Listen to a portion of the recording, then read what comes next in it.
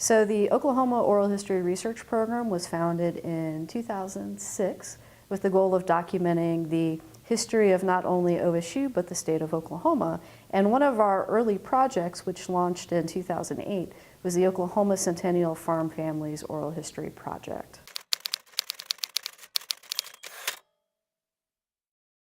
The goal of this project is kind of twofold. First, we want to conduct oral history interviews with the family members, but we also want to document what's left on the land. And so we go around the farm and we take photographs. And it's really a great time to connect with the farmers. And since they're such strong stewards of the land, you could see the pride they have in showing us around, from even old barns that are no longer in use to brand new equipment that they may be using. Or you may see some of the changes on the land through the years where their farm is now a subdivision. And so you see a little bit of everything when you travel the state.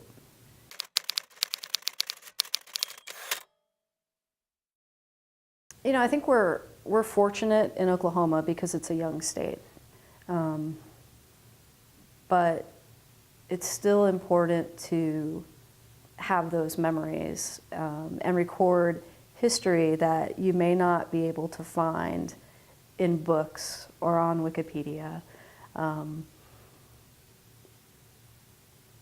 Oftentimes, especially with this particular project, we'll sit down with family members and they'll say, I wish you were here 2 years ago when my father was alive or when my grandfather was alive, because they could tell you so much more. And so with this project, we're doing our part to help document the agricultural history in the state and the changes that a lot of these farmers and ranchers have gone through, from the small mom and pop operations to real large scale commercial operations and everything in between.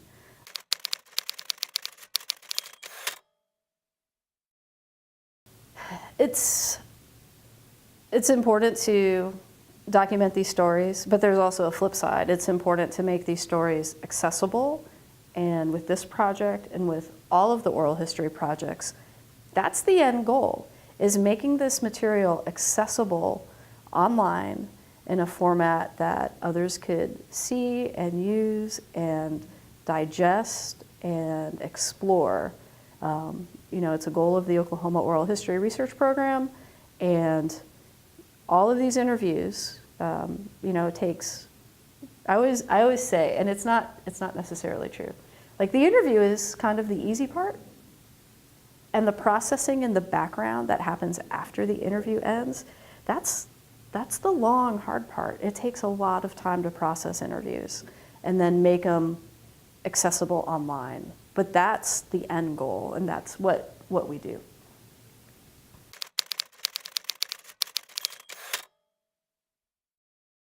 How early in the morning do you get up? Take us through a typical day on the farm. How often did you go to town? What would you do on a Saturday? What would you do for fun? I mean, all this work you're doing, what would you do for fun? Right.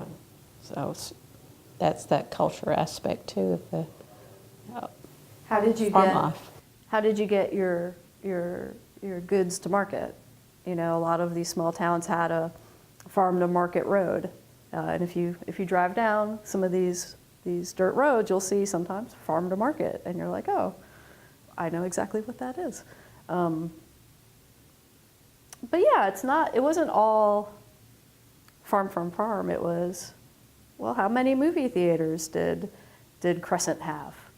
And what did you do on a Saturday night? And usually, folks would tell you they drove the main drag.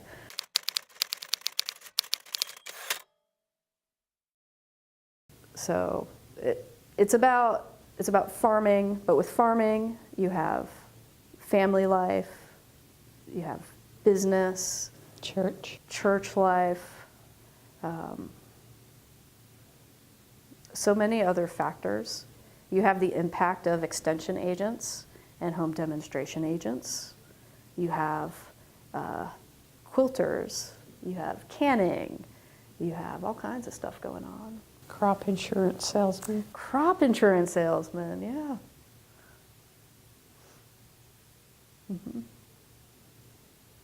So big picture and little picture. Yeah, there are a lot of moving pieces to think about.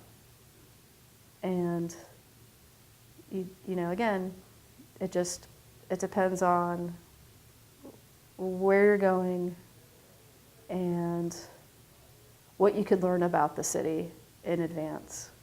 Loyal was one of our farms, remember that? They were originally Keel. So we went to the town of Loyal in Oklahoma, and they changed their name to Loyal. They used to be called Kiel. They changed their name because that was a German term. And during World War II or earlier? I don't know.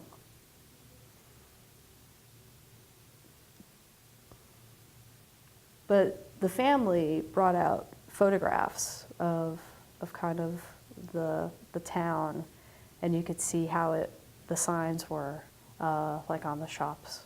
And that was very interesting.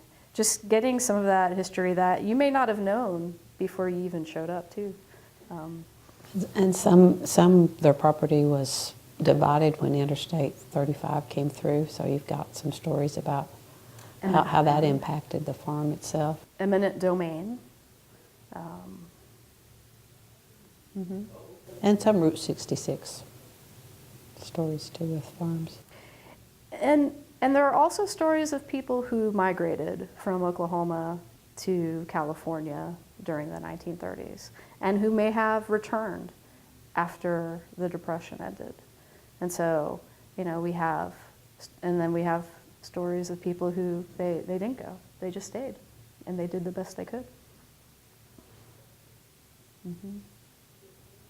There was one farm where the family was going to California, and they sold everything they owned. And they brought out a piece of paper, and it listed everything they owned, how much they sold it for, and who they sold it to.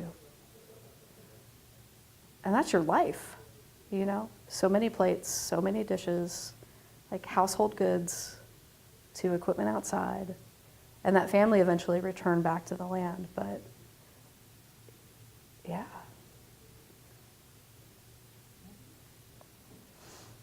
The human side of things. No, we would do it again if we given an opportunity, wouldn't we? Oh, yeah. No regrets on this project. No, oh, yeah, you let me know when you're going out.